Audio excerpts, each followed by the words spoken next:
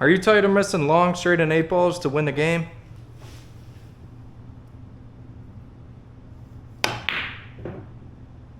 Well, I think I got the fix. So most commonly, people miss a long, straight and shot because they're putting unintentional English on the cue ball. What I mean by that is you think that you're aiming straight on the cue ball, but at the very last second before you hit, your cue stick is actually turning, and it doesn't take much, a quarter of a tip, to throw that 8 ball out of the pocket, allowing you to miss.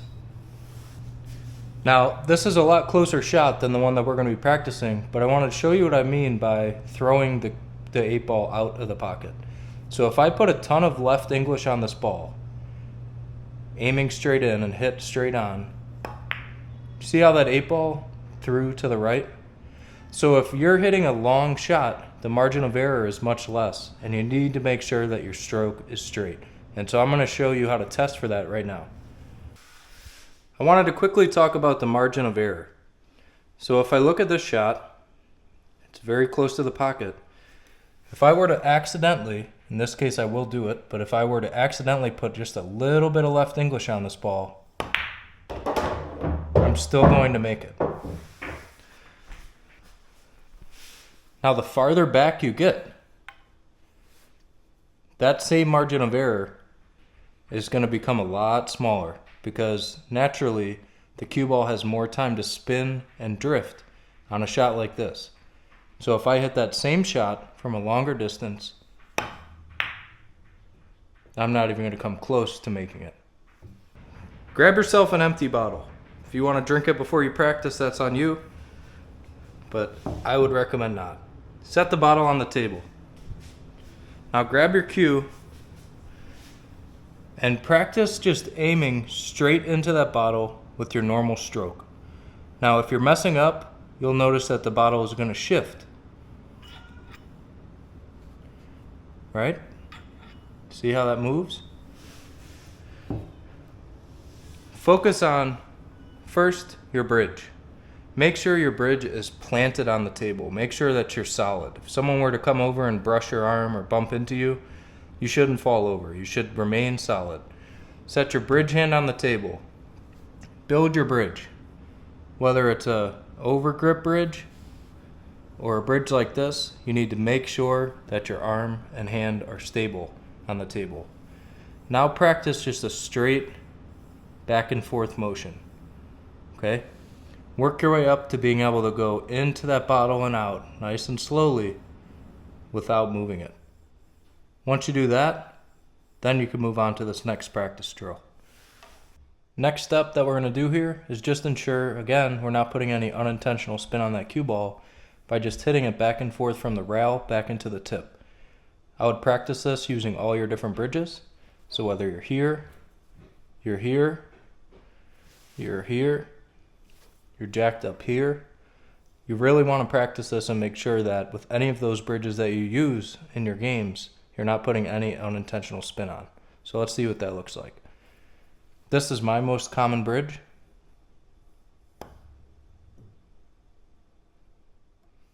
You can see I had a little bit of left there because I didn't come back straight. This is my next most common bridge. I put a lot of left there. So what you want to do is make sure that you can consistently hit the cue ball back and forth, coming straight back into the tip with all of your different bridges.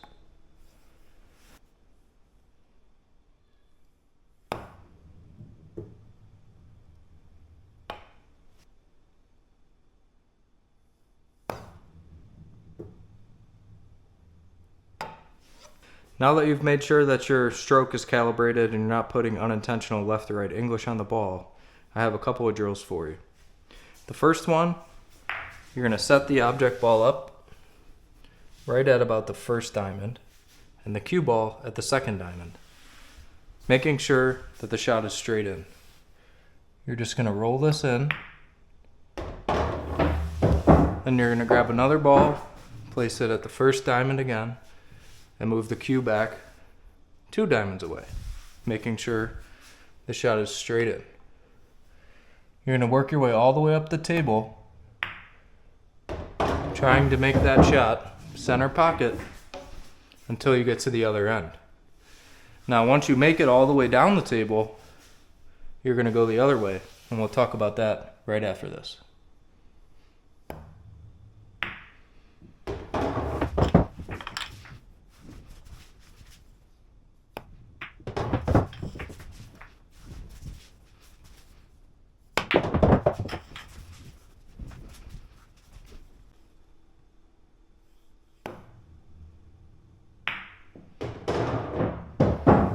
Great. Now that you've done that, we're going to do the opposite direction. So we're going to place the cue ball at this first diamond and the object ball at the second. And every time you make it, you're going to move the object ball forward until you get all the way back to where we just were.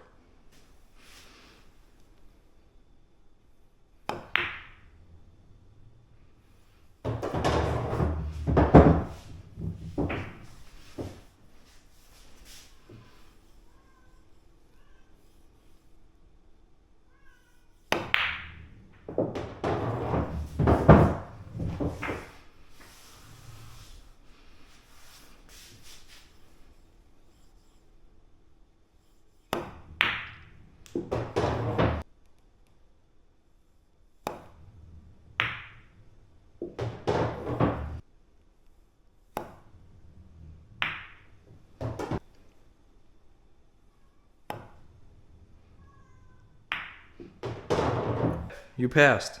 Now let's talk about a little bit more of a challenging drill to make sure you're fine-tuned. I call this drill the stop, drop, and roll. We're going to start by playing a stop shot straight in. Then we're going to play a draw shot. Then we're going to play a topspin shot. And if you can do these consistently, you should have no problem rolling in that 8-ball to win the game. So let's take a look at what that looks like. I'd recommend running through a whole rack of 9 or even 15 balls. And if you can do that, going stop, drop, roll, stop, drop, roll through a whole rack, then you are sorted. Let's do it.